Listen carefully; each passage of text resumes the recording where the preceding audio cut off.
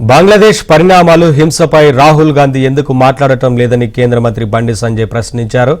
రాహుల్ ఎప్పుడు శామ్ పిట్రోడా భాషను మాట్లాడతారని, చైనా చెప్పినట్లే అనుసరిస్తారని సంజయ్ విమర్శించారు.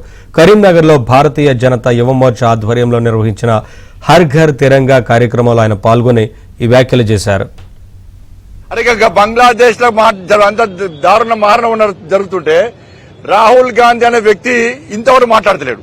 రాహుల్ గాంధీ మాట్లాడే భాష ఏంటంటే శ్యామ్ పిట్రోడా అమెరికా భాష. అంకుల్ శ్యామ్ పిట్రోడా భాష అమెరికా భాష రాహుల్ గాంధీ మాట్లాడుతాడు.